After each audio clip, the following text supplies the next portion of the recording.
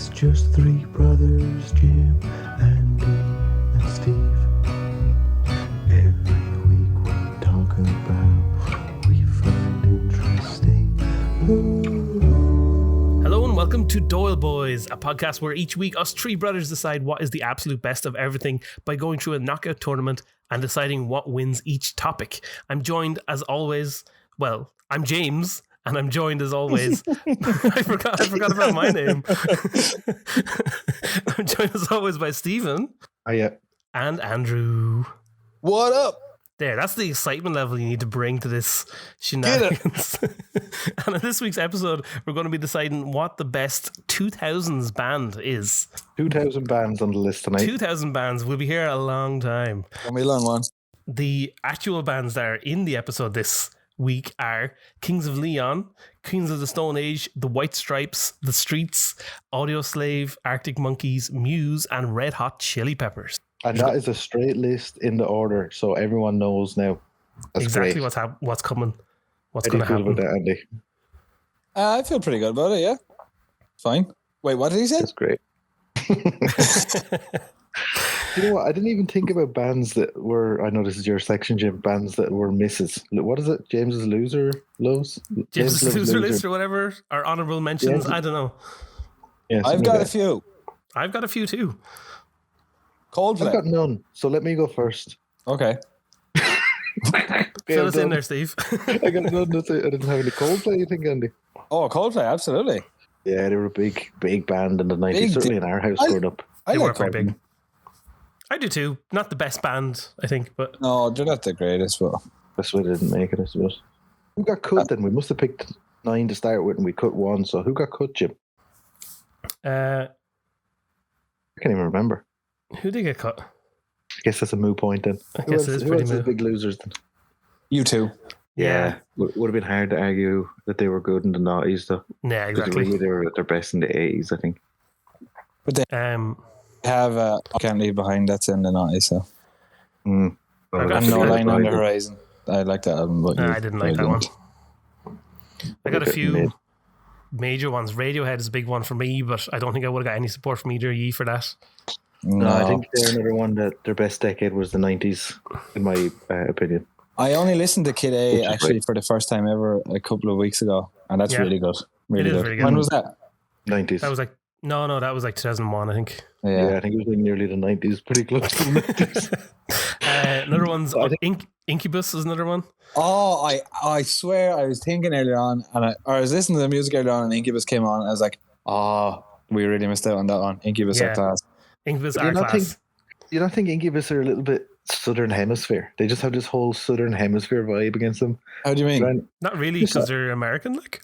I know, but they give me the Southern Hemisphere. That's the vibe that they give me, and I'm Right. against the Southern I'm against the Southern Hemisphere. Obviously, you've always been a Northern Hemisphere man, like that's your well Yeah. known for that. Yeah, And he never swayed from it. No. A few others: Franz Ferdinand, Foo Fighters, System of a Down. Yeah, I don't know about Foo Fighters. Like, what albums did they bring out in the 90s? One by One. That was all right. Whatever the Best of You. Best of You, that yeah. was. Yeah. Echo, That's kinda Silence, it. Patience, and Grace. That's Yeah, that not one. Yeah. very good. Or In Your Honor. In Your Honor is that one. In Your isn't it? Honor, that's the one. Yeah. One by Uh, one, I give you that. But like the Foo Fighters' best 3 albums are their first 3 albums. So Stephen seems to be disconnected, so I'm going to rattle through a whole lot of these while we wait for him. okay, System of a Down, that's a good Korn, one. Rammstein. Rammstein, yeah. Bit of Creed. Especially. Oh, I've listened to a lot of Creed the last few days. Creed to the max, yeah. Yeah, Creed have some great moments. Yeah, Bullets. But again, all these bands, you're saying them and you're like, yeah, they've got good songs, but they're all losers, really. Yeah, aren't they? none of them would really make the list. I've got a whole lot more on my list here, but Linkin Park. yeah, Linkin Park, Slipknot, Blink 182, Disturbed, Yeah. Tool, Papa Roach. There's a lot of white guys Weezer. going around here. Not a white We- guys. Weezer's Yeah. a big one. Weezer's a big miss. As in, they should be on the list or It should be on the list. But I think maybe the Blue Album was in the 90s, was it? I think so. I'd say so, Maladroit, yeah. Maladroit that's- or whatever it's called yeah. was the first of the 90s, and that's not that good. Yeah, the Blue is the best. The Blue album is the best one, like so. And Limp Bizkit, of course. You like some Drawn Limp up last Bizkit? on the list. Did you hear the new Limp Bizkit song? No. Oh, it's crazy. It's like, I'm a dad and I rap now. That's what the song is. It's crazy. Good old Fred Durst. Yeah, What a legend, and eh? He pops out a couple of disses as well. He's putting in them diss bars, you know. I remember there was one point where he was streaming on Twitch and he's playing like Call of Duty, and then like every time a match ends, he'd get up and go over and play drums for a bit, and then come back and play the game again. Yeah, That's He's cool. kind of a crazy guy. Like, it's a funny guy. But if you think there should have been something else in our top 8, or if you have a burning desire that one of them should win this category, you can reach out to us at DoyleBoysPod on Twitter, Instagram, YouTube, and the TikToks. You can also email us at doyleboyspodcast@gmail.com to share anything you want. And if you're enjoying the show, it really helps us out if you share the podcast everywhere you can and leave reviews wherever you get the podcast from, because I have no idea how that works really, but reviews are always good, right? Oh yeah, Google review. Things like that. Yeah, all the reviews. Get the good reviews in. We'll make a location called the Doyle Boys Podcast, and people can just say they visited us. Yeah. Doyle Boys HQ. come on, do that. Is that just going to be our home, like where we grew up? So you don't want to give out any real locations that like are crazy fans, you know? Yeah, true. yeah, crazy fans, yeah. Shane turn up in the middle of the night, like, and One time I had a poor experience customer service wise in the dentist. We or all something had like that. poor experiences because we were poor Wait. growing up. This is relevant to what you're doting on about. And anyway, I left a bad Google review of the dentist. Then I got a free scrubbing in the dentist then. Because you left a bad one. I left a bad review and I said, look, we're sorry. Come in for a free scrubbing. And then they didn't tell me to change my review, but it's kind of assumed. So I changed my review then after to get me, because they did for me afterwards, like. An anal scrubbing now. It wasn't a dental related. just got to be clear about that, like. Who's our first contestants, Jim? First up in our battles of destiny and musical prowess are Kings of Leon. Destiny's Child. Destiny's Child. We forgot Destiny's Child. Oh, we did. What a fool. Kings of Leon, chosen by Steve, versus Queens of the Stone Age, chosen by me. I will immediately call bullshit to Stephen pick Kings of Leon. Why? Yeah. I think we just need to put a stop to this whole you picking mine and James's favourite thing before we can pick them. To be honest with you, the bands I picked were the first 3 bands I thought of as being in any way good. Because my problem is, there's not that many good bands. I'm more like solo artists, especially in the 2000s era and beyond. Bands You're more like Natasha Bedingfield and Daniel Bedingfield. Yeah. They're both solo artists. So, where are we going with this? So, yeah, Andrew, Well, you're a first big... of all, come on. Queens of the Stone Age, you've got to be fucking kidding me. Like, they're a joke of a band. Like, no. It's just no. That's it's all largely, there's one great album, the one with David Grohl. Even that one it's not that good. You know what I mean? Whereas Kings of Leon have a lot more good songs, in my opinion. I would agree with him there. On the last bit that Kings of Leon have more good songs. Do you think so, though? Seriously, I thought I Queens of the Stone Age really was like your Kings of favorite Leon. band. I didn't know that, Andy. I didn't know you liked them that much. I thought you were more Queens of the Stone Age head. Seriously. Oh, really? No. No, I'd definitely be more Kings of Leon lately. Like more recent Kings of Leon or this early 2000s stuff? Nobody likes more recent Kings of Leon, James. Come on. Oh, I don't know. I don't like any of it, so... I love recent You don't Kings like of Kings Leon. of Leon? I do not like Kings of Leon. You don't like Kings of Leon? No, not at all. Why? And go on and listen to a whole bunch of it. Yeah, I listened to a good bit of it. You got a chance, did you? Yeah. That's good. Especially last night I listened to a whole lot. And it just does nothing for me. Like, I can't stand your man's voice. It just annoys me. Oh, Do you know what I mean? And like listening to it, listening to the songs, like I can hear they're well put together. Do you know what I mean? Mm-hmm. They're well sang. I don't think he's a bad singer. I just don't like his voice. Do you know what I mean? The guitar's all good. The drums are all good. It's all put together well. But just for me, it just doesn't come together into something that I really like. Do you know what I mean? There's just something missing about it all.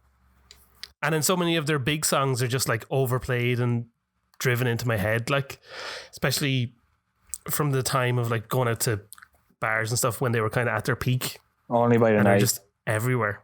Yeah, A lot of the good. stuff off Only by the Night. Like I wouldn't listen to Sex Is on Fire. Or, No, Yeah. I couldn't listen to that. that's probably their only song that I wouldn't listen to that much because it's so overplayed. But that album that came off, literally every song off that album could have been a number one single, I think. Yeah, they've got a lot of them. And even like their first album was in the 2000s there. And there's probably 3 songs off that you could put as singles. Like they did Molly's Chamber as a single, strong single. But I don't think they released Milk. Maybe Andrew, you can correct me. No, I don't think Milk they did. is unbelievably. Milk could come out tomorrow and be a hit. Milk is a great song. Like It's an interesting Molly's take, James. Chamber. You like I everything remember- about the band except you feel like there's something not quite connected. But all of it is generally good. Yeah, all of it is Milk technically good. wasn't Do you know on what I their mean? Milk wasn't on their first album, though. Oh, wasn't that? Sorry, my mistake. No. Like on their first album, Red Morning Light could have been a number one. Well, let's just say it could have been a real good hit. California Waiting, that's a brilliant song. Molly's Chamber was obviously a massive song. And then Holy Roller and Overcane. And Tranny is another one I really like. But that's only 5 songs. And I will say that about Kings of Leon. I'd say about both of them, actually. Kings of Leon probably have like 5 really good songs on every album. And the rest of it is a lot of filler. Whereas for me, Queens of the Stone Age, I have like 3 really good songs on every album. Well, just to Andy's point there, I think that happens a lot, especially with rock bands, because it's the same 3 to 5 chaps writing the songs, like, and you know the bass player's kind of shit, and the drummer doesn't really do much other than hit the drums in most of these bands. So really, it's just the singer writing the songs, or the guitarist maybe writing the songs. Whereas in other artists, they have about 17 different people writing the songs with and for them and stuff like that. So that's why some of them just kind of misses, like. But with Queens of the Stone, I don't know why I keep talking here because it's not my argument. Queens of the Stone Age do have that. They've had like several different members and all. And Yeah. like I know a lot of the Red album that no one knows is on. Songs for the Deaf. Songs for the Deaf. That came from like the Desert Sessions, didn't it? Yeah. That's one of the great like albums. Multiple artists out in the Desert Sessions, wasn't it? Yeah, I think so. There's definitely a lot of people on that, and the band changes a lot over the course of various years, I think. Yeah. Especially over that decade, like it kind of. That's a great album. Come and go. That it is, really and like, there's like personally, I think there's not a bad song on that album. Like, do you know what I mean? Like, I would listen to that album, and I have listened to that album over and over again. And I remember me and Andrew had a conversation like a couple of months ago. Like, we were both listening to it and saying, like, even now, like, what was 15 years later or whatever, still hearing new things on the album that you hadn't noticed before. Yeah. You know what I mean? There's a lot to it. And just like the intro. Yeah. So good. The whole vibe of like you're driving the car through the desert, like listening to this random radio station and hearing all these songs, like it's such a interesting like connecting piece to the album. Yeah, definitely like the skits on the album. That's a cool thing to have. Like, I don't even know if it's really skits. Is it an intro where it's like just crackling radio? Yeah. I like that. That's cool. Like they were trying to have a go at like radio in general, and people just playing the same songs over and over again. And then later on the album they play the same song from the start, like, don't they? Isn't that what they do? There's something like that, yeah. Funny. Which is probably the criticism that you could launch at Kings Leon, which is as you get further and further through their albums, it gets get better and better, more and more samey. I find, like it's always the bassist is really good, and he has innovated a bit because he's inspired by electronic music of the 80s, and that he's done a little bit, but the drummer's still just kind of doing the same thing he's always done. Lead guitarist fella. Someone plays a guitar riff, whatever it is, and the lead guitarist fella does something high on the guitar, mid to high on the guitar. And that's like every song. Every song is that. Whereas, I don't know, Queens of Stone Age, they seem to have different flavors at different times. I don't actually like Kings Leon, or Queens of Stone Age. Wait a minute, this is Queens versus Kings. This is kind of saucy. I just realized that. King of Queens. And especially Songs for the Deaf in particular, does have the advantage of having Dave Grohl on drums, one of the best drummers of all time, my personal favorite drummer of all time.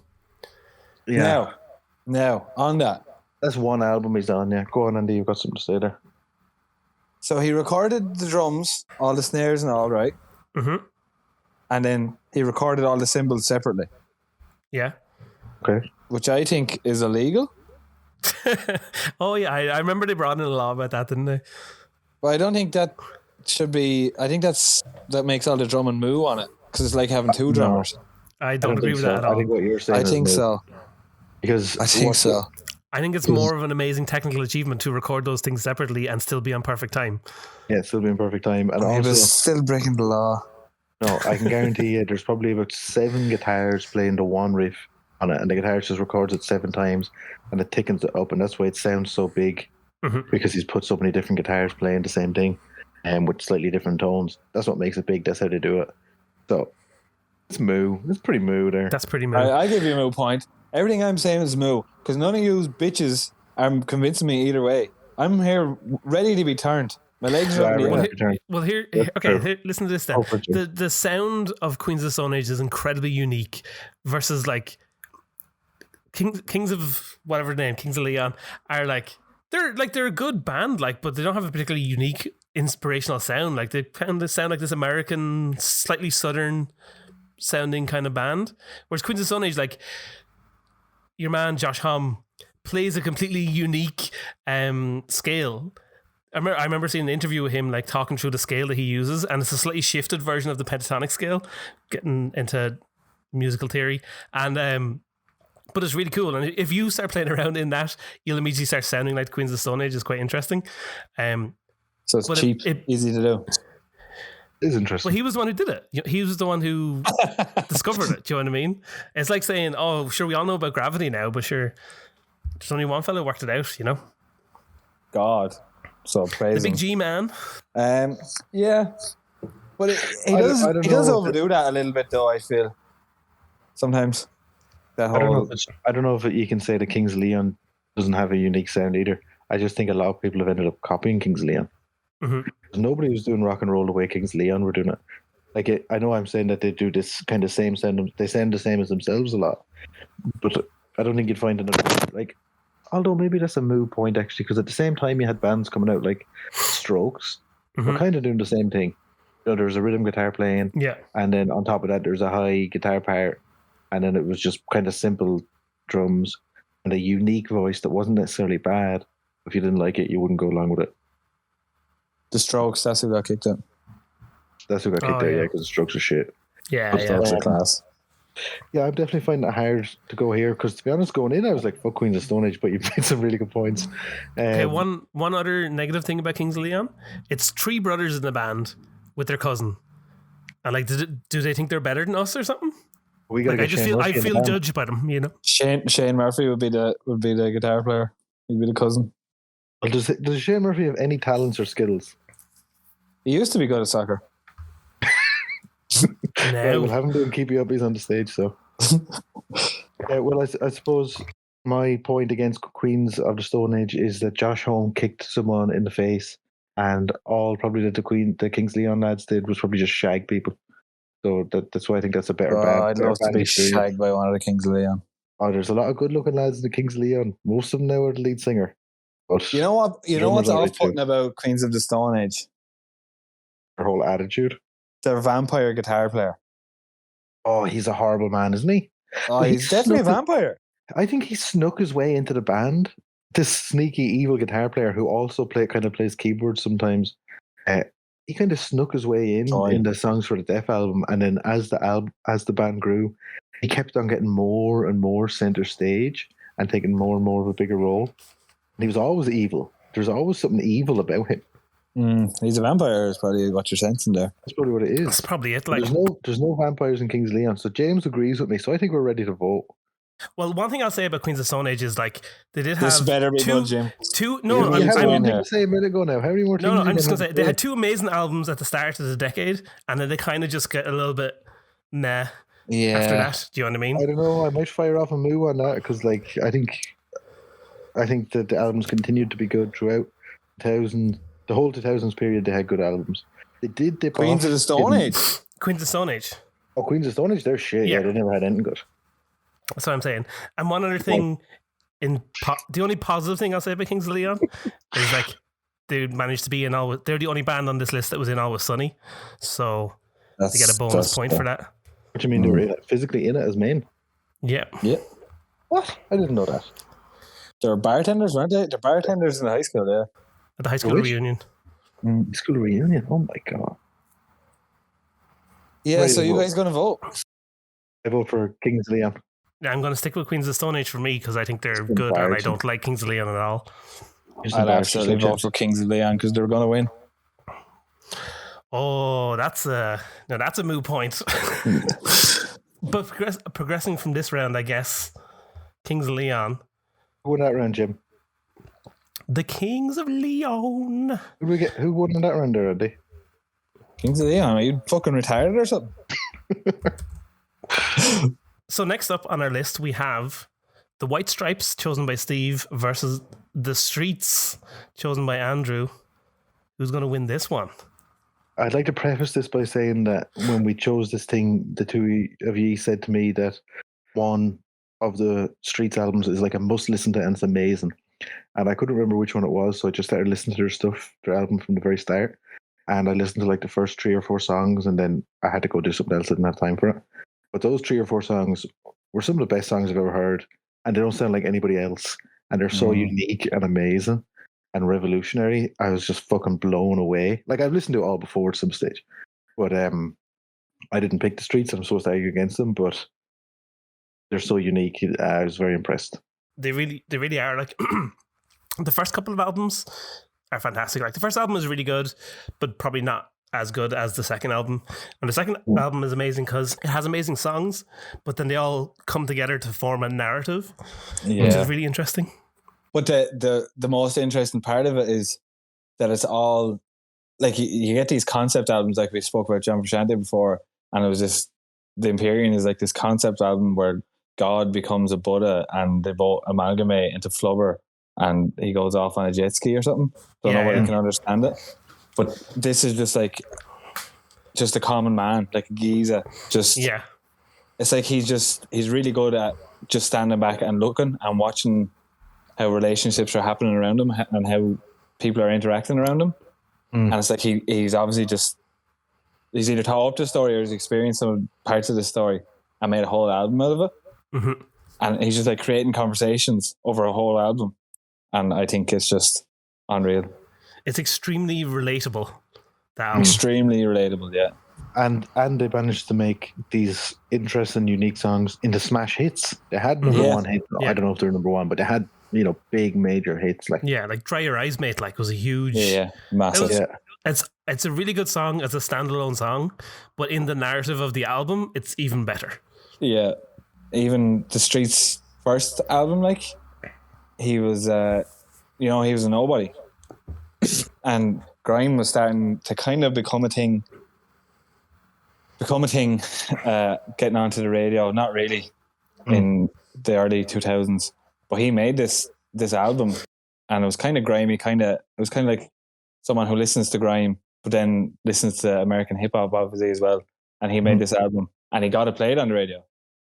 And that, I feel like the Streets opened up the chance for grime to have the chance to get on the radio. And I like some grime. It's not that good, but and even wider UK hip hop, they kind of put it on the scene at the time. Definitely. I think. Yeah, like Dizzy Rascal weren't a thing before. The Streets pushed all that. Definitely. I mean, the Streets literally pushed things forward. No. And then The Hardest Way to Make a Living. I don't know if you listened to that, Steve. That's the album after A Grand Don't Come for Free. That's pretty shit. Yeah, it's not as good. It's the third album in that decade period. But then the next album after that, is that outside of the decade? No, that's in the decade as well. That's Everything is Borrowed.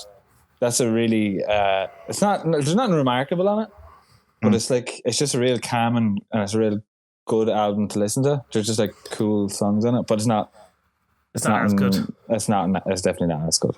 Yeah. But that's all I'd say with the Streets. I would say that one of the issues I find with the Streets, apart from that, out of the 4 albums, one of them is quite low and the other one is mid. 2 of them are very, very good. An issue I have with the Streets is that you don't know any other members of it. Like, you're saying that we're the best band, but there's really only one that you pay any attention to in any way at all. Well, he is the Streets. And a half. He's got there's a vocal man that goes along with him.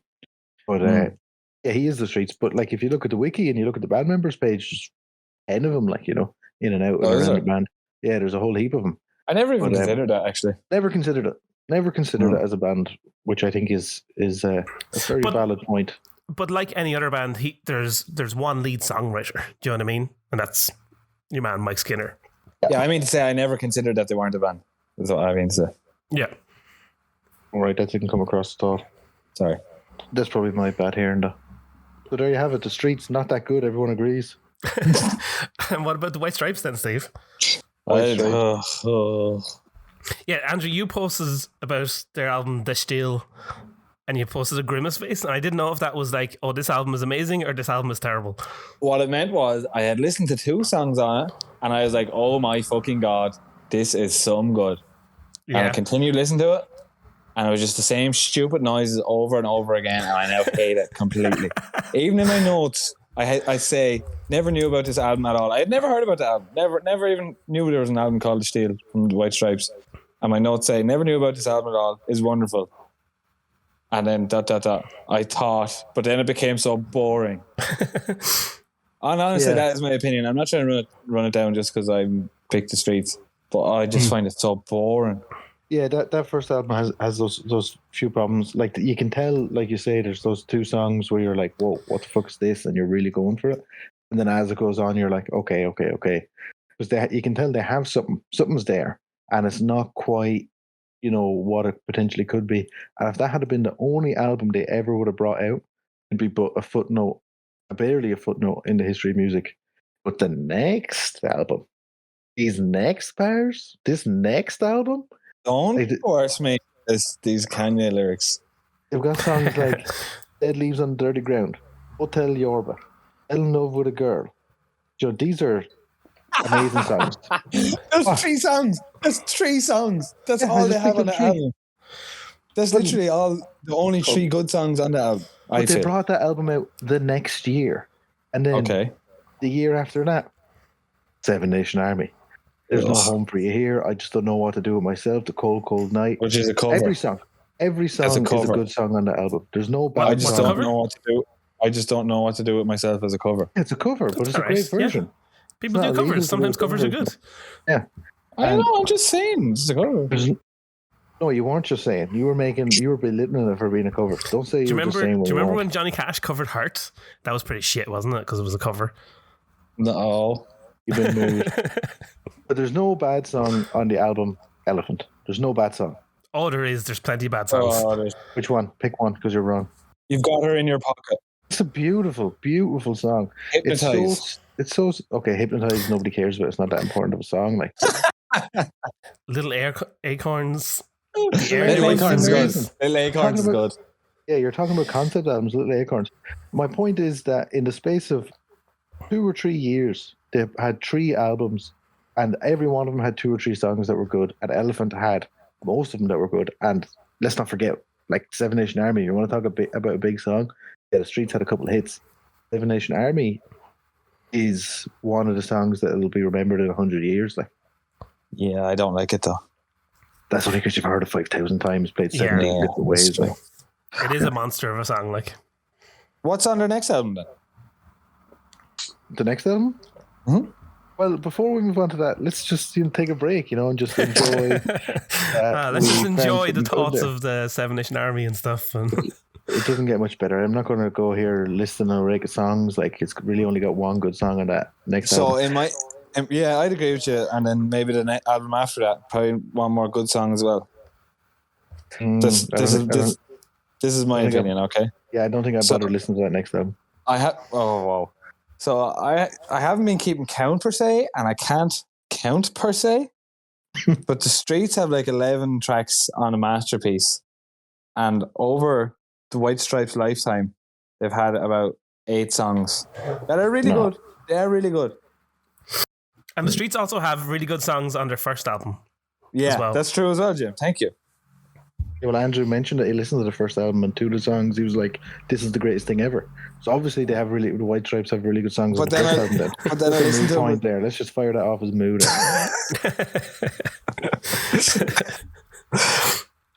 Yeah, I don't know. I'm ready to vote on this one, I feel.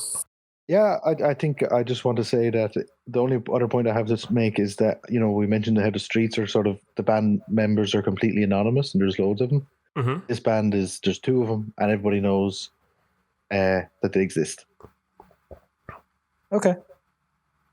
What an odd point to make. That's my point, okay? I will say about the White Stripes, like, it is cool, the way they dress and why they were both, how they both survived the first one being so sickeningly pale. yeah, that's true. Talk about vampires. And the whole vampires, the whole thing about Halloween special, because there's so many vampires in this episode. The whole thing about Meg White on drums, like, and how her stuff is so simple. And I remember at the time, like, thinking, like, oh, she just isn't that good. But, like, you don't play drums for, like, the guts of, like, 10 years and not be able to play them well. Do you know what I mean? And I remember seeing an interview with the drummer from Foo Fighters, Taylor Hawkins, and he was saying how, like, he thinks that she's amazing because, like, he wouldn't in a million years be able to play with that restraint. Like, and not throw in fills all over the place and all this stuff, like, but she can just keep it so simple and perfect, and it suits the music so well, like, and it made me kind of reevaluate, like, and going back and listen to a few of the songs there, like, there really is, like, thought into those drum lines, you know what I mean? Yeah, definitely. Absolutely. Underrated drummer. It's just that it's the same thing over and over and over. Yeah. Yeah, that's true. It's hard to do variety when it's really just the two of them and whatever crazy effects Jack happens to come up with in that period. Yeah. I love the White Stripes, and I definitely listen to the White Stripes more than I listen to the Streets. But that being said, I know we're all ready to vote. Let's fire it off. I am voting for the Streets here. Are you? Oh, yeah, definitely. Like, I love the White Stripes, but it's just rock and roll at the end of the day. The Streets have rock and roll in their music and so much more. They have whatever the fuck they want because they sample, they do everything, Yeah. I definitely think you would really like Grand Don't Come For Free, like, if you listen to the whole album. Oh, I've listened to it at some point in history, and at some point. I give you the best Streets album, Steve. Or no, that is the best Streets album. But the Streets album you should listen to after this podcast now. Okay.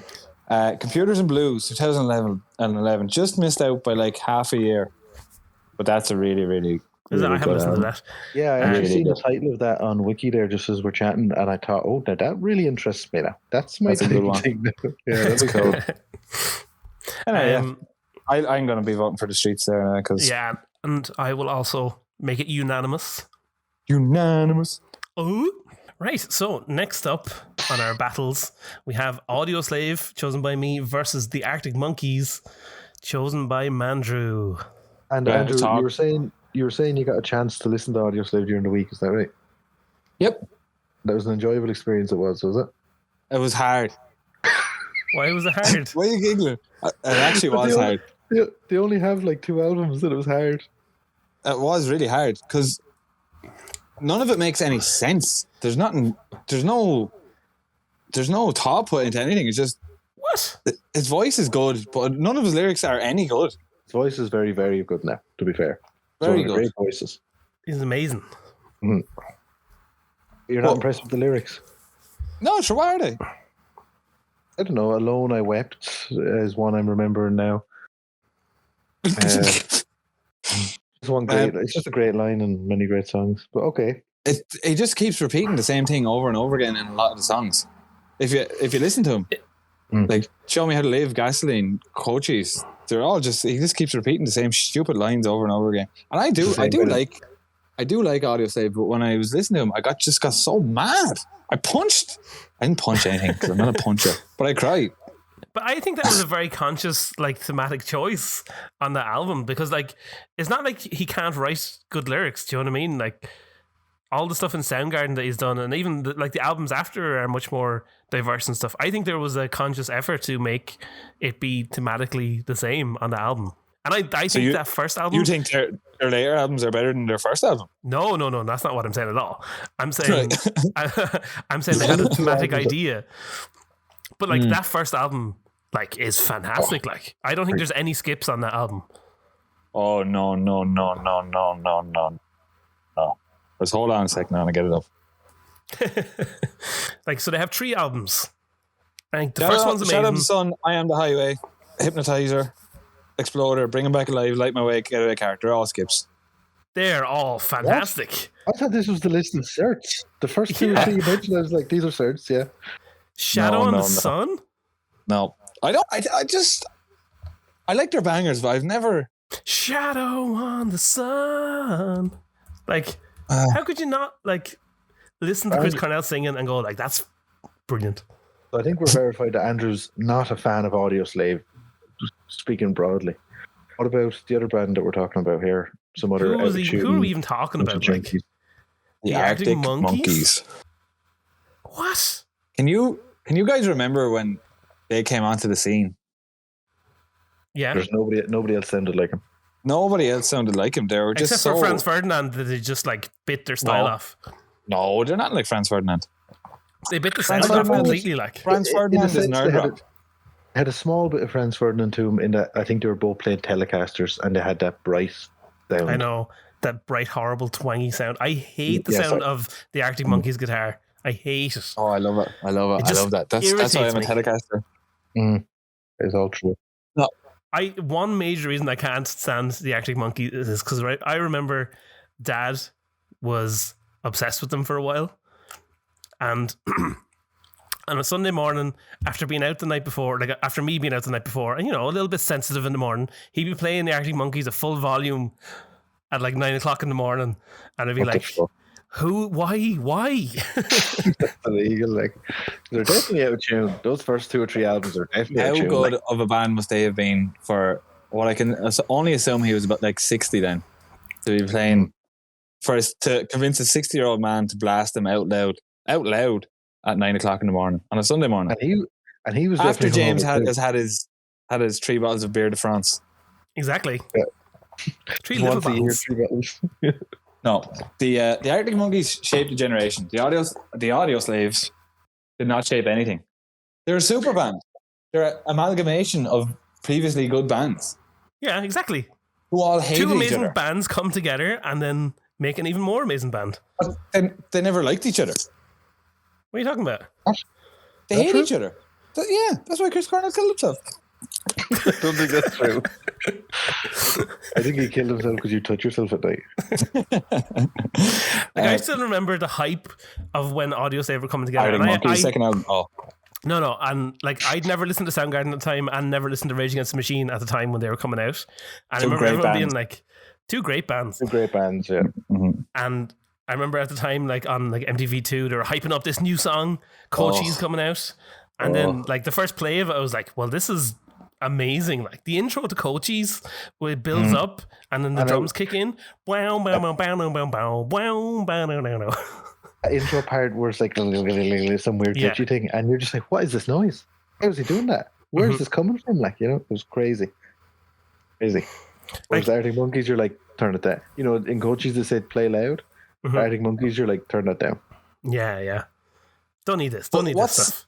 What Audioslave is probably the worst band name ever. That's a really good name.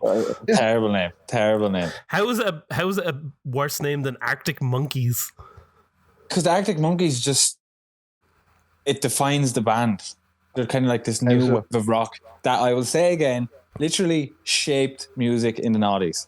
How does that define the band though? Like they're not a cold gorilla. Like I don't get it. I don't understand how that's like representative. This is like the whole brand. Like if you think of Arctic Monkeys, you think of the band. If you think of Audioslave, I think of something else. Yeah. I want to go back on one of these. If you think of the name of any band, you think about that band. Hold on, I want to go back on one of these mood points Andrew sneakily made there. He's trying to say that they shaped the noughties. Their first album came out in 2006. Yeah, exactly. Half the noughties was over. Yeah, filled with trash bands like Audioslave. The noughties was ready to be pounced on, and they took it. I don't know. I think someone like the Strokes or somebody probably had more of an influence, or like Kings Leon or anybody else probably that we've already discussed. Yeah, I remember then when Audioslave's second album came out, and it was so bad they had to have a live version of one of the songs on their first album on it. I don't remember that, but I do remember listening to Doesn't Remind Me, which is still one of the greatest songs ever, in my opinion. Yeah, that is a fantastic song. Like the second album definitely isn't as good as the first one, but and what about the third album? It's hard to reach that high level. Yeah, the third one I isn't don't- as good either. The third one, I've never listened to it because the second album was so boring. I never made it as far as the third. And they're one of the best bands of the 90s. Yeah, they are, because that first album is so powerful. Like, One album. the effect I of that think album, I Andy- think, was felt across the whole decade. Whereas even the best of what the Arctic Monkeys could do, Shut like up. Stephen said, could only Come be the on, second Jim. half of the decade. Like, what You're are you talking making a about? joke there, Jim. It has to be Nah. said of the Arctic Monkeys that they definitely improved as a band as they went on. Album after album, they definitely got better. Yeah, There's no doubt growing about that. as a band, as all good bands do. Yeah. Like the Yeah, Arctic definitely. Monkeys are such a better band. We're talking about not best album of the noughties, best bands of the noughties. They Yeah. have the Dance Floor one, then they have Oh, that dance floor song! I heard No, that I- song on too Great many song. nights out, and I cannot stand it now. right. They have whatever people say I am. That's what I'm not. Then Mhm. they had Favorite Worst Nightmare, which literally is a full album of absolute bangers. That whole album is absolute bangers from start to finish. Like 505. 505 is unreal. 505 is very, very good, yeah. And then they came out with Humbug, which is another great album. Was it though? 'Cause Humbug was a dip. For their third album, they tried something different. For Audioslave's third album, we'll stick with the same losing formula. And Yeah, we that's might sell true. a few That's albums. true. no, they started like doing some kind of protest songs or something on the third album, Ugh. Ugh, something like that. sick. Protest from your fucking mansion in LA. Get pull the other one. It's got bells on, mate. Let's just vote before I go nuts on myself. Just to finish that point about Don't go back into the band name. names now, Steve. I regret that. Arctic Monkeys as getting better as they went on. It did get better as they went on, but they didn't really get any good until after the noughties, in my opinion. It Oh, was really? like, it was like those later albums where they got kind of sexy and American. That's when I started like, and That's they really tuned good their as well. fucking instruments like, and they started taking the treble Yeah, out of all their sound. Doesn't the guitar just sound slightly out of tune? Oh, shut up, James. Yeah, The whole time? You know, But you it know does though. he's only saying that Yeah. because he knows you don't like things out of tune. Oh yeah, no, I can't stand it. There's a lot of their music I just can't. My ears won't allow it. And that's just Whereas me. all the music in Audioslave is fantastic. It's like Oh, Rage Against the Are they a Machine. better band? We're not asking can they tune their guitars. We're asking are they a better band? I think a good band can tune their guitars. Boys, I That's actually what you don't know think. which way I'm But going how to many vote here. successful bands have you been in? Like Audioslave are like Rage Against the Machine, but with actually good singing instead of rapping. Oh, now he's digging other people. No. What do I love Rage Against the Machine, but if you want something slightly different, you've got some good singing. Jim, what do you have against black people? Let's have it out here now, because we know are you you have a talking about? problem with people who have different skin color than you. Yeah, Well, I just want to hear it. I don't think it's the skin color. I think he just hates people standing up for their rights. Yeah, actually, do you know what? I've seen that in him. Oh yeah, I've seen it too. That's why I So said this it. is a hard decision because Audioslave obviously are good at, making pleasing sounds to people's ears, but Arctic Monkeys are definitely more true to who they are in terms of being artists and stuff like that. It's hard. I think in terms of peaks, the first Audioslave album is higher than any Arctic Monkey album. the Arctic Monkey album in the noughties, maybe, yeah. Yeah, hard. that's what I'm talking about. Andy, some people might say that Audioslave is what they call a super group, right? Yeah. Where people who are highly proficient at each of their instruments. The only person who's proficient at their instrument in Arctic Monkeys, you could really say, is the lead singer's pen, his songwriting ability, for words. The He's not really a drummer, great man. singer. The drummer, The drummer, is that baby. one. Yeah, you might have it there. The drummer is the one. Nobody else is really that good These at their are four instrument like that. chaps from Sheffield that just started playing music together. They were into house music, or the drummer was into house music, and then he just bought a set of drums, and he became the best drummer ever. I don't know about that being the best drummer ever now. Well, I wouldn't. What would you say to that, Jim? That people say Audioslave are a super group, Arctic Monkeys, where do they land in that kind of conversation in terms of... Well, I agree. Yeah, obviously, like Audioslave are a supergroup, and like coming into the band, you already have the like core musical foundation of the three guys, like who work together so well. Like the riffs and stuff that come out of Audioslave are so good. You know what I mean? I'm stuck, boys. I know you are going to both vote for your picks. I honestly don't know which way I'm going to vote. Oh, Obviously. vote for Audioslave. Vote for Audioslave, Steve. That's a good point, Jim. What would you say to that, Andy? Yeah, I'd say vote for Audioslave too. Well, I think we have to vote here anyway because my battery's down to 10%, so we got to get moving. Would you not charge yourself? Like, I think there's Call nothing the more vote. to be said. Like, I'm voting for Audioslave. I'm voting for Arctic Monkeys. I'm just going to have to vote for Arctic Monkeys too. Get in there, my Well, that's just wrong. Audioslave, that third album. That's so bad. The second album is so bad. No, the second album is okay, like, but it's just not Okay, as good. okay. But the first one is so amazing. It's hard to follow that up. Even their Wikipedia doesn't make a big deal about the third album. Like, you know, what's going on there? Like, Yeah. Right, so Arctic Monkeys somehow goes through. But last up then, in our first round, we have Muse, chosen by me, versus Red Hot Chili Peppers, chosen by Stephen. Two obviously top class bands. I don't think there's any denying that. Like, it can't be denied. The class that these fellas are at is above the majority of other bands. These are real stadium bands. Yeah. I have to say here, bands. there's going to be one point made that's going to sway me in the right direction, and if it's not made, I'm going to be unswayed. All right, I'll just make the point now. John Frusciante plays for the Red Hot Chili Peppers in the 90s. He played That's two not it. albums. That's not it. One of them, I think, was probably called By the Way, and the other one was maybe called Stadium Arcadium. And that's it. That's kind of my main argument, is that the Red Hot Chili Peppers had two albums in the 90s, therefore making them the best band in the 90s. So I think, obviously, I'm a huge Chili Peppers fan. Chili Peppers are amazing. And that, I don't think there's any question about that. But like, some of their best stuff isn't necessarily just in the 2000s, you know, like Californication and Blood Sugar Sex Magic, two amazing albums. And then, By the Way, fantastic album. One of the best albums of all time, I would say. Agreed. Stadium Arcadium is a very different situation. Like, Controversial. there are really, really good songs on Stadium Arcadium. And I think there's one album or one disc of really good songs on that album. But there's two discs on that album, and there's a lot of filler. Like, even going through today, like, and listening through it all again, like, I just, as a little exercise, I just picked which songs I would get rid of on that album, and I immediately had it shortened down to a 1 hour, like 13 track album that would be really good. But that's not what we got. We got an album like full of filler material, and I think that really brings it down. Like, and I think that stops them being the best band of the 2000s. Like, because I think they didn't reach up to their potential.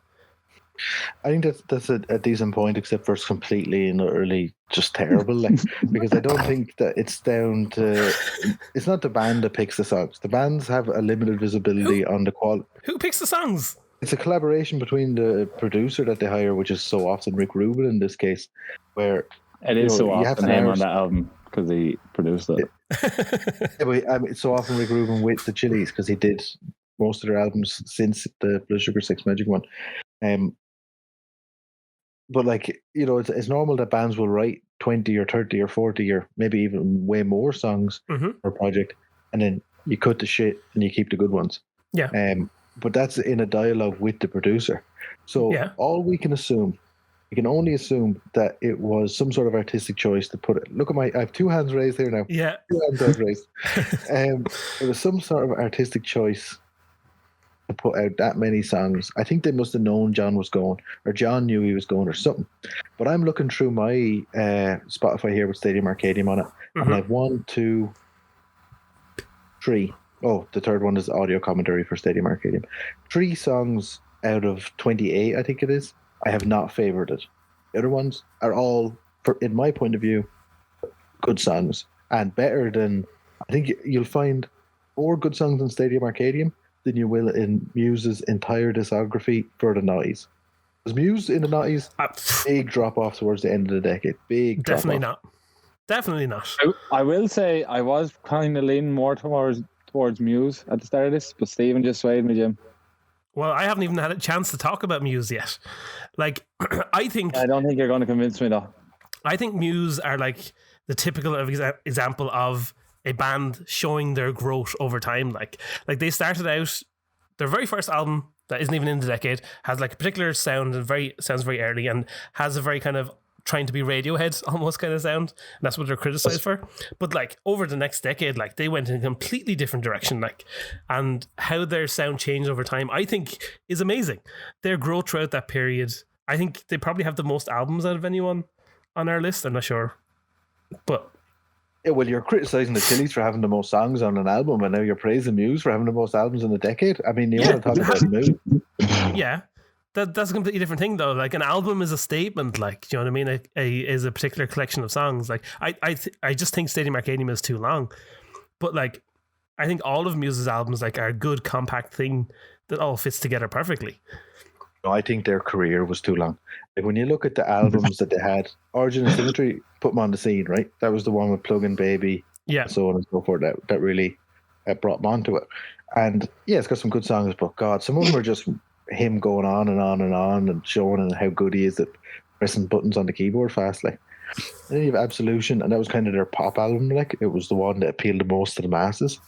And then after that, no, it was just when they gained more fame. It's not their pop album. Like I don't agree with. I mean, it's a good album. Like, pop, I mean popular is what I mean by that.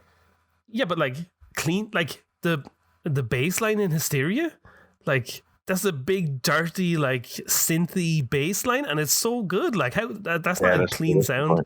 Right, maybe I popped up a moot point in there. Fair enough. But then, so after those first two albums, then you get into Black Holes and Revelations, which for me they got a little bit too weird in that album. I love that though. Like they're taking on that album, like they're taking on different styles. Do you know what I mean? Like they're not being restricted by any particular style and trying out new things, which leads to Knights of Sidonia at the end of that album, and that song is amazing.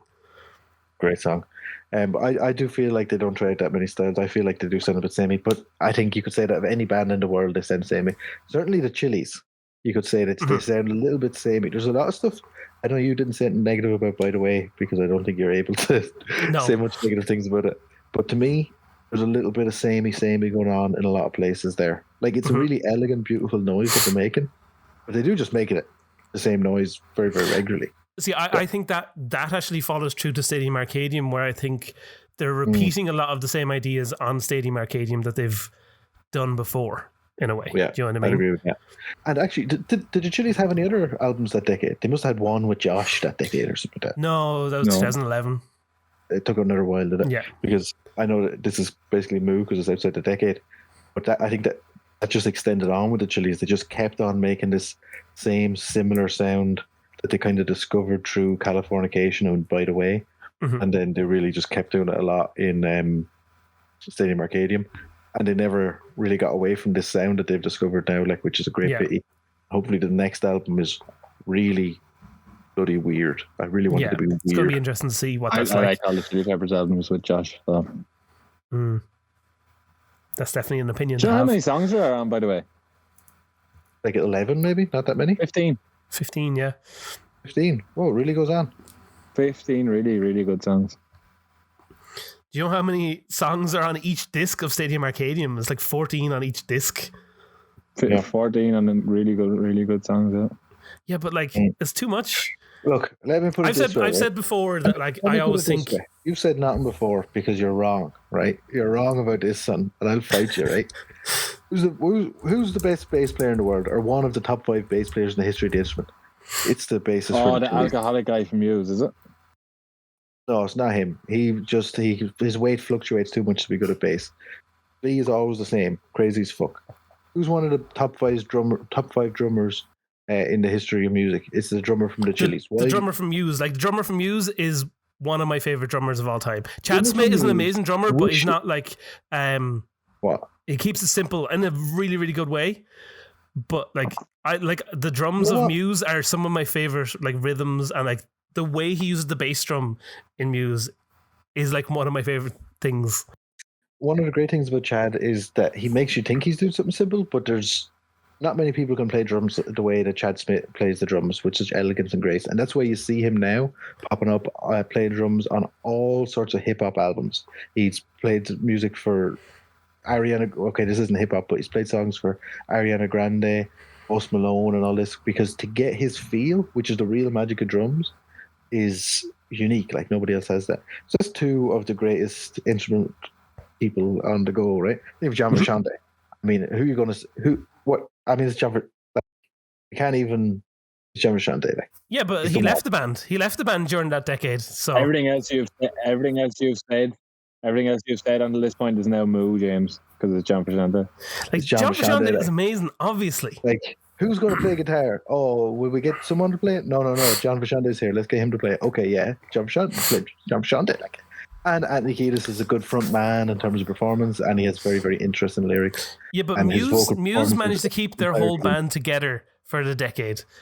John left the Chili Peppers before the end of the decade. Andrew, is it being recorded? Is anything James is saying being recorded? And can we just vote? James, do you want to say any one last thing about Muse? I mean, last before they leave this podcast forever, because they're not coming back no matter what. Because I think you guys are so wrong. Because I obviously love the Chili Peppers and they're amazing, but they're not the best band of the decade because they had one amazing album at the start of the decade, a second album that just isn't as good because it's too long. There's too much in it. Like it's a chore to sit down and listen to that album. Like you can't. It's a chore to listen to you make this argument. Yeah, especially because you argued in the last one for Audioslave. Look, I will agree with you that Muse sound very, very unique, and a lot of it is very sexy the way it's done, the bass and the bass drum, and by this Matt Bellamy. A lot of it is just too showy offy with the guitar. Like he has some brilliant ideas and they're really well done and all, but look, it can be a bit showy offy. I mean, John Frusciante is amazing, but he does love to show off his guitar brilliance too. Like. That's probably one of the things I don't like about Stadium Arcadium is how many solos John has just going absolutely crazy. That wouldn't be my favorite thing to listen to, but I feel like all of Muse is just him showing off. It's very maximalist music. Muse. Yeah, Maximalist Bellamy, I think his name is, whatever, yeah. I'm ready to make my vote, and yeah, me too. Hey Steve, remember when we saw Muse in the O2 and how good they were? No, I don't remember that. You're goddamn. Of course I don't. Remember when we were going to go see Chili Peppers and then you guys fucked me in the ass? Yeah, I go to vote for Chili Peppers in it. I'm sticking with Chili's myself. I'm sticking with Muse. You're all wrong. Muse are by far the best album, the best band of the decade, and they have the most amazing growth. I don't care about the rest of this tournament. Muse were the people who should have won. No, not growth. Okay, that's Hold great. Hang on a minute. No, let's hang on a minute, Andy. You need to start. Something's gone crazy with Andrew's mic as well. Let's wrap this up and move it on. Origin of Symmetry is not that different from Black Holes and Revelation, and I'm not even going to say The Resistance because they don't have a good song on The Resistance. All Moo. The vote has been made. The points are wrong and also Moo. So Red Hot Chili Peppers go through fine. Steven wins for some crazy reason. I'm just out of this tournament altogether. Apparently, I'm just looking over these things.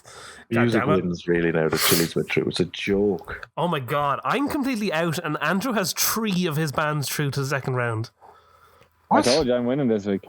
Oh, you at Kings Leon. You're right. Sorry. Yeah, I just think of that as an Andrew thing. Yeah, it's going to be a win for me if that happens. So. Don't know. All right, good luck to you. Right. We were wrapped up the first round. I'm bitter and annoyed. So let's take a trip to Knucklebutts. But. Well, for Knucklebutts Sounds of the Week this week, it's the first time it's actually going to be sounds from Knucklebutts, but. Oh, yeah. Brought out an album there about 2 or 3 months ago, and it was all like whatever's called ambient music. And basically, I wanted to make ambient music because I'd never made it before, never listened to it before. And I was like, I'll just listen to a load of ambient music and see what comes out. So I tried to give the album away for free, and people wouldn't even take it. But it helps me if you take the album for free. So glorious listeners of the Doyle Buzz podcast, if you comment Knucklebutt or message us Knucklebutt or say Knucklebutt to us, then we're going to send you a link to download the album for free. No. A free t-shirt. Let's move. Someday. T-shirt. Someday. You will never get anything off of us except for this free album. There it is. And a free podcast. And a free podcast, patent pending. But I don't know, should I play like a sound of the Knucklebutt album here or just leave it and just say no? You just get it for free and that's it. You can listen to it when you give it free. What do you think, guys? I think they got to earn that listen. Guys both said something at the same time. I'm not sure what it was. I Andy, like the what did you song say? off the album. the 5th song off the album. Okay, that's one tip. Jim, what's your recommendation? I was going to say make him earn it by getting the free copy, but you're the master, Steve. You're the master of the knuckle and the butt. Well, you got to draw him in. You make you do whatever you want. Okay, so one of those two things will happen, and either you'll hear it right now, or you'll hear it when you get it for free. It's knuckle butt. Well, there you go. Thanks for that, Steve. Thanks for that, knuckle butter. No butter. Okay, what's happening now? Am I winning yet? So let's move on into the semi-finals. First up, we have Kings of Leon, chosen by Stephen, versus The Streets, chosen by Andrew. Who's going to win? This is a hard one for me because I didn't really listen to The Streets and I don't really care about them. And Kings of Leon are kind of like, yeah, they're all right. So I don't really know who to vote for here. Well, what you need to do is vote for the band who was the best in the noughties. Right, and what do I base that on, Andy? How do I base, like, a band is a specific word. So Like, how do you say this band is better than that band? That's what I don't get. How much did they influence the noughties? How much good music did they make in the noughties? And how much did you like them whilst the noughties was happening? That's what you think is the definition of a good band. Well, that's what I'm saying this time. I think for me, one of the definitions of a good band is how well do they work together? How well do they operate together to make sounds?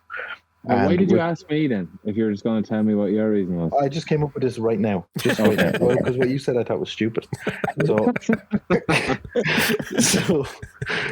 you know, you're talking about Kings of Leon. They're literally 3 brothers. Like, who in the world has a stronger connection than 3 brothers? No one. 3 brothers and their cousin. Yeah, and their cousin Shane Murphy. Like, no one has a stronger connection. Actually, no, fuck Shane Murphy. Jay Doyle. But that's what I get in the band. Jay Doyle doesn't even have thumbs. He can't listen to the podcast. I don't think he could. I don't think he would be able to. No. Oh, did I tell you I went over to his gaff and he was playing me tunes he'd illegally downloaded onto his phone Oh, God. from, like, you know, illegalstreams.com or something. I was like, this man, just get Spotify, even the free version. You can still play any song you want, it's okay. But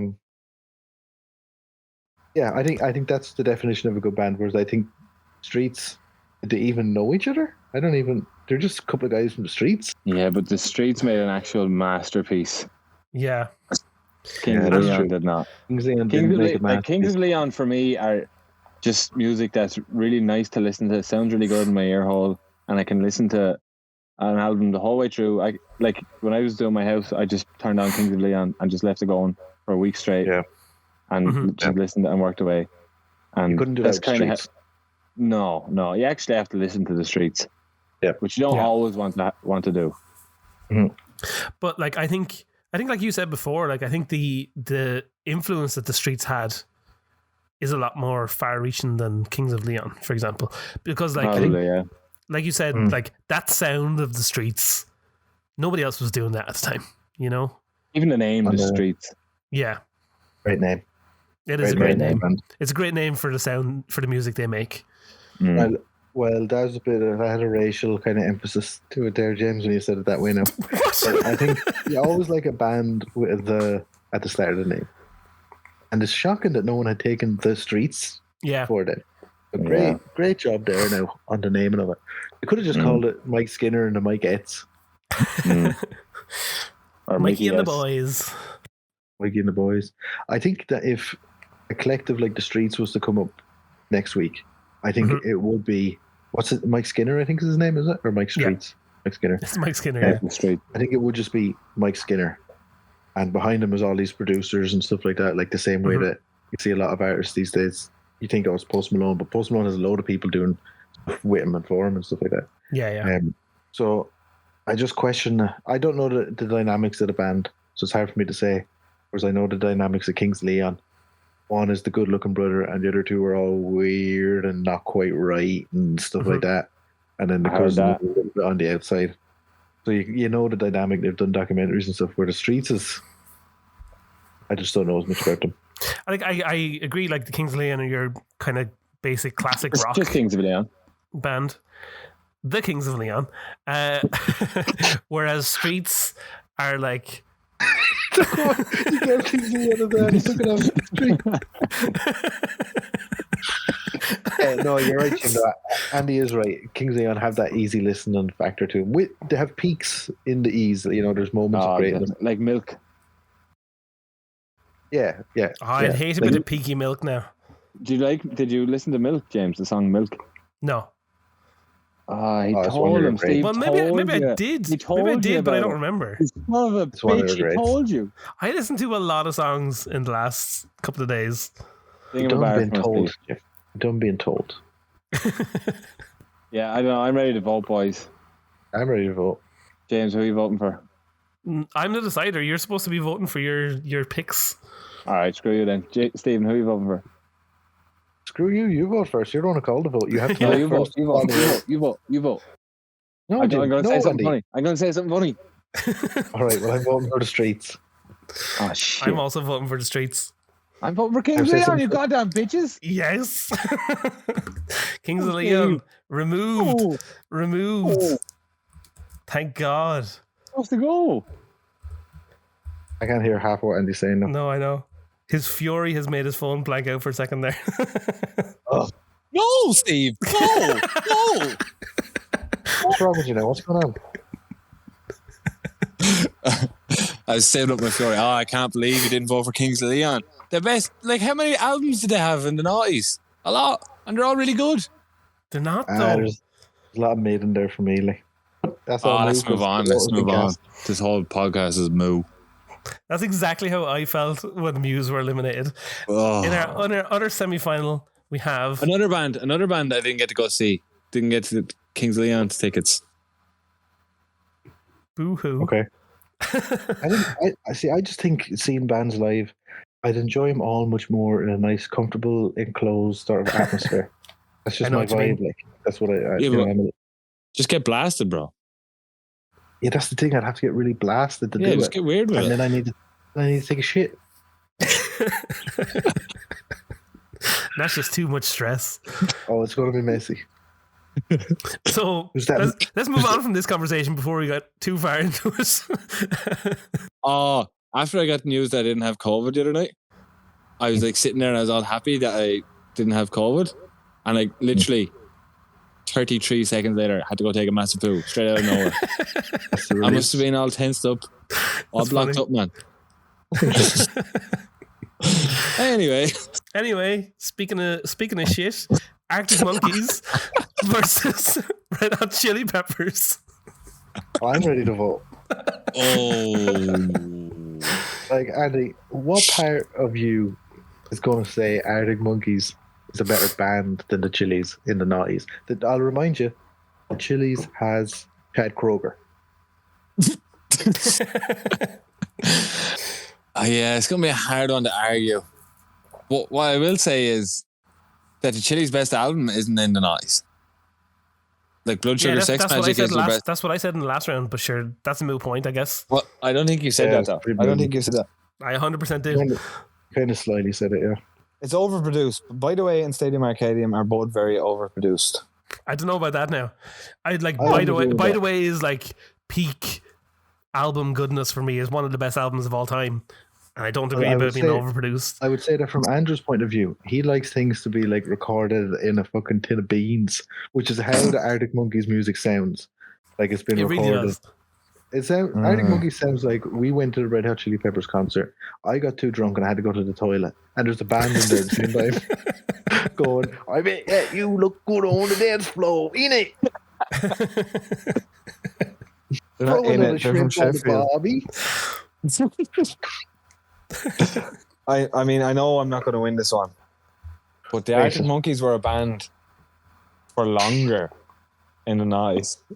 No, they weren't. No, they weren't, because their first album came out in 2006. So you asshole! So how do you know they weren't? How do you know they weren't a band in 2000? Sure, I don't. I have no way of knowing. Because they were 17. They were 17. Wikipedia. Anyone can write anything on Wikipedia. I know, but mostly people put facts on it. The Chili's were a band all through the 90s. Oh shit! What's your point? Like, look, I can't even talk about the Arctic Monkeys. They're just mid. I would never listen to the Arctic Monkeys. Apart from when I went back and listened to all their albums like a year and a half ago. As a band, they're the definition of moo. So, I'm ready to vote. I'm ready to pop one up. Like Red Hot Chili Peppers all the way then, because apparently they're should be Muse, but I guess Red Hot Chili Peppers. Yeah, I'm gonna vote Red Hot Chili Peppers. Finally, unanimously, I also vote for them, of course. Of course. There you go. We're through the semi-finals, blazing along. But before we can dive into the final itself, we have to journey, take a little trip, driving down the road to Andy's Corner. Get on in here. Get on in here. I like how you said we have to go here. Like it's not optional. It is not optional at this point. Literally, you're cornered. I feel like we're on a train going around and around, and like there's two lads on a motorbike chasing us, shooting at us. You're supposed to shoot the train, CJ. That's what I feel like right now. Except for Andy's Corner, one of the biker mice comes along and saves you. Yeah. And are you the biker mouse? I'm the biker mouse in my fantasy. My beautiful dark biker mouse fantasy. Can you name any of the biker mice from Mars? Yeah, Chumley. Can you? That's right. Lucy Lou. Yeah. Edward. Yeah.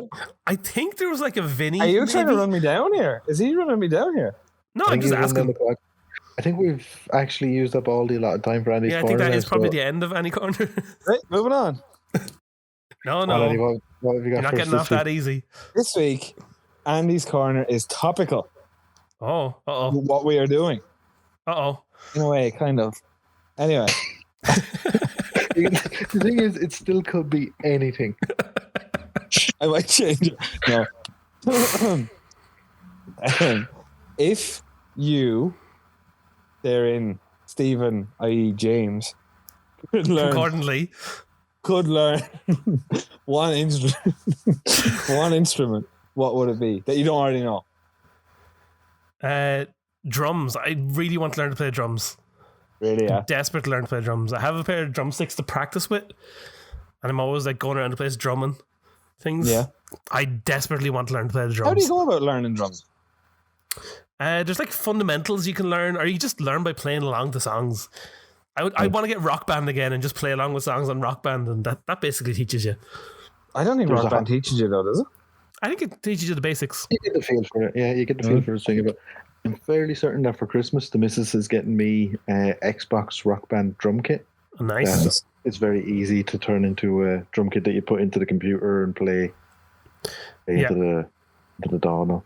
You can do vice versa as well. I heard like you can get like an actual drum kit and you can feed that into Rock Band. Yeah, I'd imagine so. Like that's back like.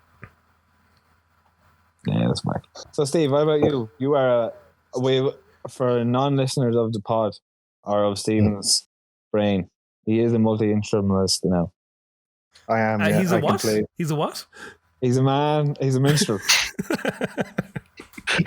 He's a man with many fingers and many different pots.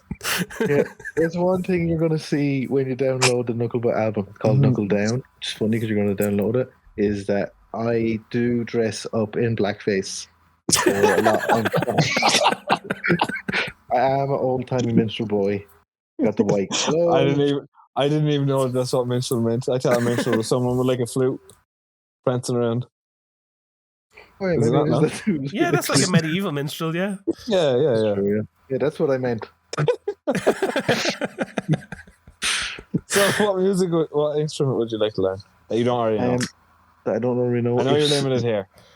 Singing. So I'd love to know how to sing and be able to sing. That'd be no singing on this Knucklebutt album. You're all safe. You want to hear me sing.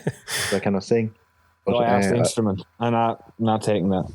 Well, Kanye has said that the greatest instrument on the planet is the human voice. So you can shove that up your tiny, tight little arsehole now. Right, so he is answering didgeridoo now because of that. Let's move on. In the official catalogue of Andy's Corner responses.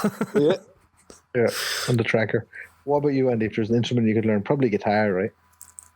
Oh, jeez, I never is that a zing, Steve? Is that zing? Popped off a little zing there, like. I think keyboards. Yeah. Yeah, I think so. keyboard is the best physical instrument. It's pretty rad, all right. Amazing. Well, there you go. Another exciting trip into Andy's corner. Y'all come back now, you hear? I don't know. I don't know if I really wanted, to be honest. What was interesting about that Andy's corner was it was the one I was most interested in, but it was also probably the one that I feel like it was the most different than any Andy's corner. Oh, it's always... I'm an artist, and I'm going to be constantly evolving Andy's corner. That's kind of actually similar to Muse. I feel like they constantly evolved over the course of the night. They do. Oh my god. Let's just move on. It's time to get out of Andy's corner before the conversation infuriates me too much. The Muse definitely are. In our final round, we have the Red Hot Chili Peppers versus Streets. Yes, they've all reached the final. Obviously, Red Hot Chili Peppers my pick. Streets is Andrew's pick. Yeah. But here's why I feel like I'm going to vote for the Streets. I feel like the Streets are probably the most unique band of the 90s, certainly that we've gathered here on this list. Mm-hmm. But I don't know if that's really a good reason to vote for them as best band. You know, I really struggle to find what is the mark that means, are we grading them on, on this paper of what makes you a great band. But that's what makes me feel like I'm leaning towards the Streets, is this uniqueness factor of it's hard to run away from Jean Frusciante and the boys. But could you call Stadium Arcadium, or by the way, a work of art? By the way, absolutely. Yes. Yeah, that's why I tried to say quieter. I thought you might forget about it. Of course, it's work of art. Everything's a work of art. Works of art are better than others.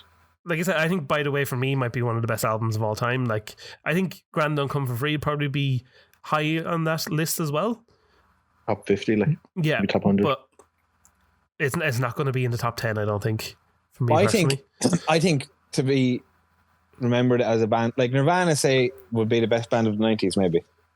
Yeah. They'd be in the conversation, definitely, yeah. Because they shaped so much of the music around them. Mm-hmm. So that's what you think is one of the qualifying things to be one of the best bands, is that they're having an influence on other musicians. Yeah, I think music generally is influential. Interesting. Okay, I think that's a valid point. Not been moved. And I don't think, By the Way, or Stadium Arcadium had as much effect on the music around them as and the world around them. They're two brilliant albums, two great albums. Mm-hmm. But I don't think they shaped music around them and the world around them as much as a Grand Don't Come For Free did and Original Pirate Material. Like, here's a question. Open up a whole genre of music to a nation. Here's a question to you.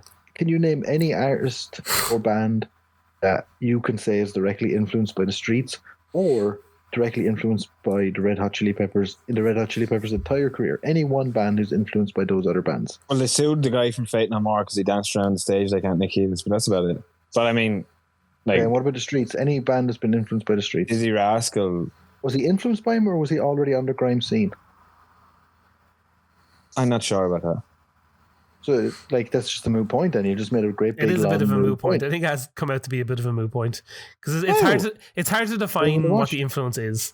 Do you know what I mean? I think I probably would agree that maybe the Streets had a bit more of a direct influence in that way, but I don't know if that ultimately is a defining factor for me. Because I think there's lots of people who have listed John Frusciante as a inspiration and an influence on their music making. Do you know what I mean?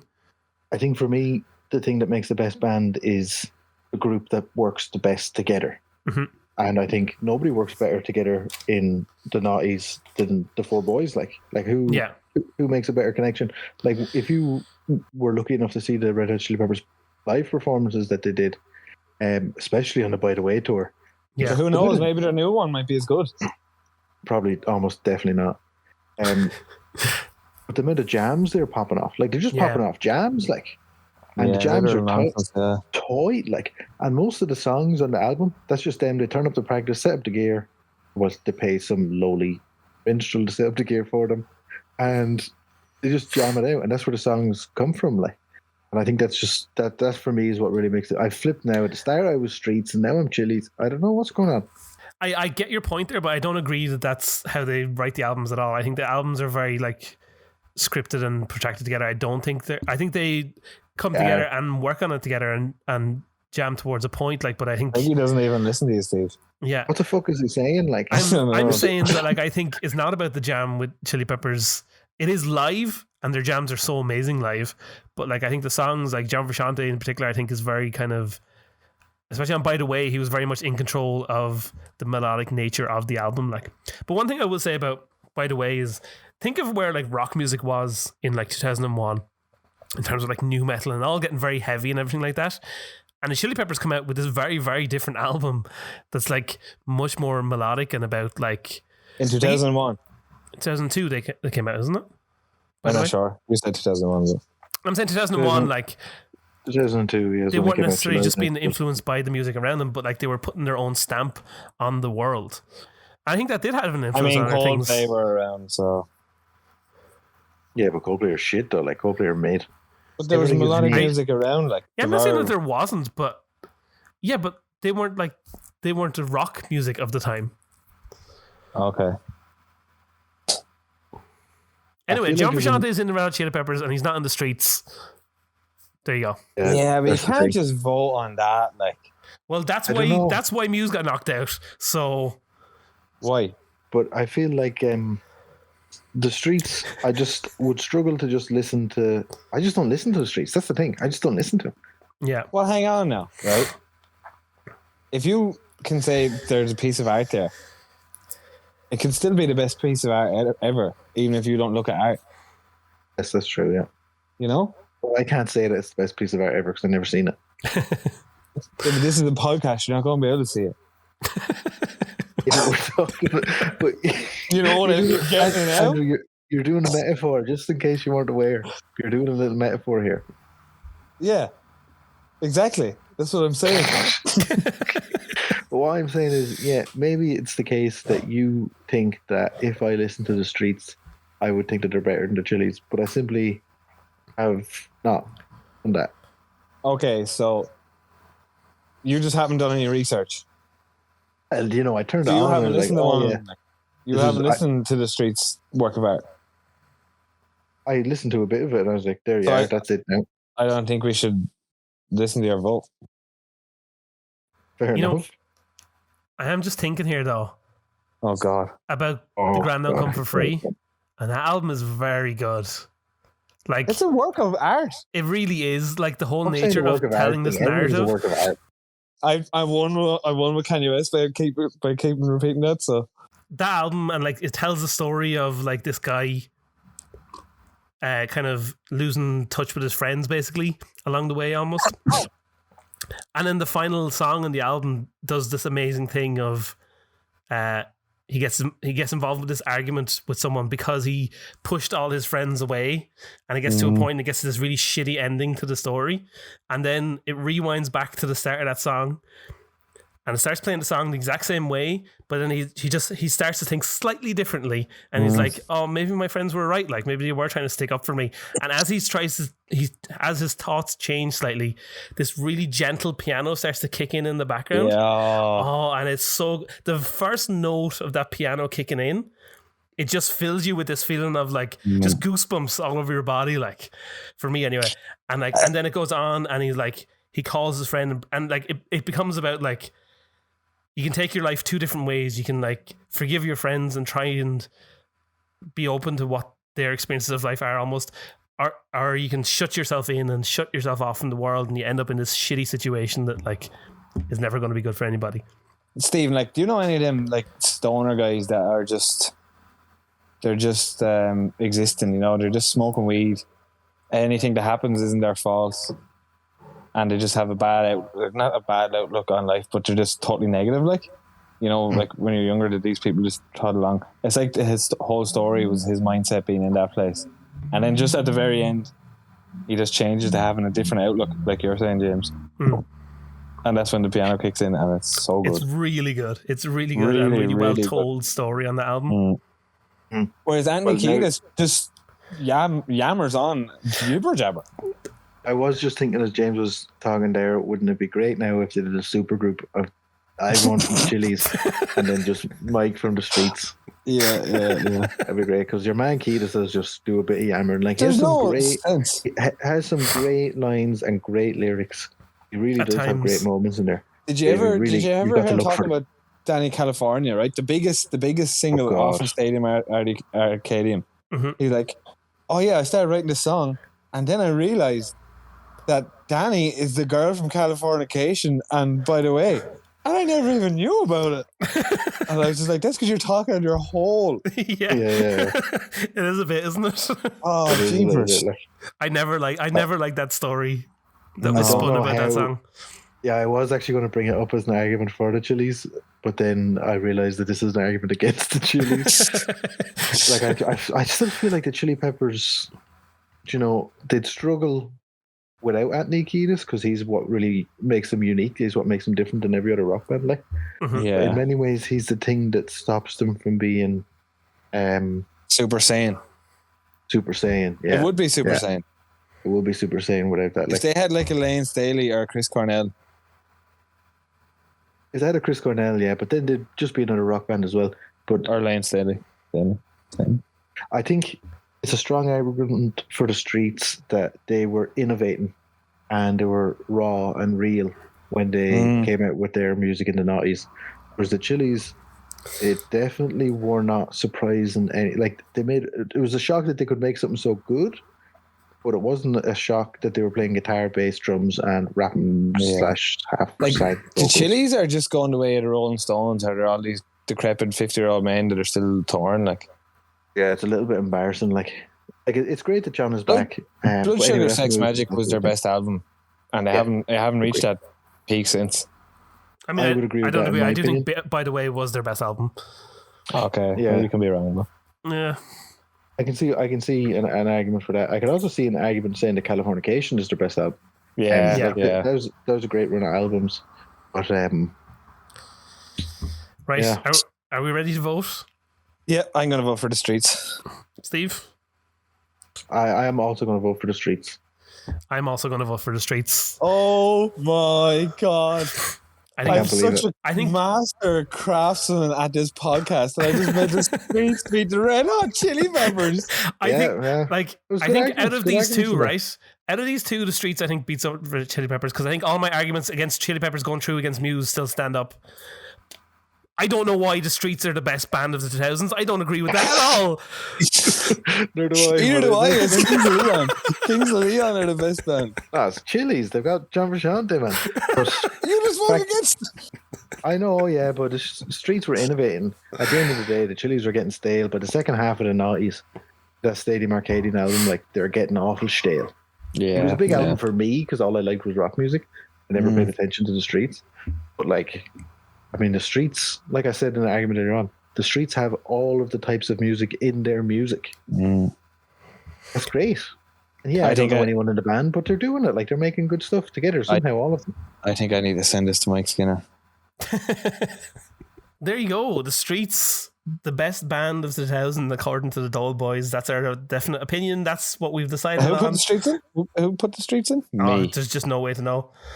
Yeah, so you've started this thing of taking track of who's winning how many podcasts. I want it duly noted that I consistently vote against my own picks, so I don't give a shit about who's winning. James, let's not forget, argued that Muse are better than the Chili's. Yeah. But I voted against Arctic Monkeys in the semi-final against someone. I think that's Muse right, are better the than Arctic Monkeys. I right. think Muse are better than the Streets. I think Muse Muse should have won aren't this that whole good, bro. thing. Muse think aren't that good. Muse- Muse aren't that Muse good. aren't that good, man. Matt Bellamy's I think whack. you're all It's completely just- wrong. I hate It's just everybody. Radiohead, I'm sure he's a nice chap, but his penis must be so small. and I don't think he's a nice chap either. I think he's a Is he not? snake. Oh, is he? No, Matt Bellamy? No. You can't be that skinny and nice. It doesn't make any sense. He's kind of sharp face on him, alright. There you go. If you don't agree with us picking the Streets to win, Yeah, where can I text in about this? contact us, Doyle Boys Pod, on all the social media places and say that Andrew was completely wrong to make the Streets win and I'm he happy should be with set that. on Kings of fire. Leon should have won. Hold on, let me just look up Email us Andrew's at post. doyleboyspodcast@gmail.com. That's the most important one. We need more emails so we can read them out on the show and then Yeah. feel good about ourselves. Or could we, well, also the emails, that's great and a valid point, but totally against that. Could we get like a way to read out people's comments off of the internet? Yeah. We put comment on things on the internet and we say, I don't think people email anymore. I think it's not really a thing. I have Gmail. I don't have email. I have Gmail. Can they not just join the Discord? No, fuck off in my Discord. This is where I do things. Okay. I don't know how these things work. Okay. You're right, though. Discord is not a bad idea. Anyway, contact us somehow. We don't know how. That's how you contact us as a group, but individually. Stephen, where can we find you?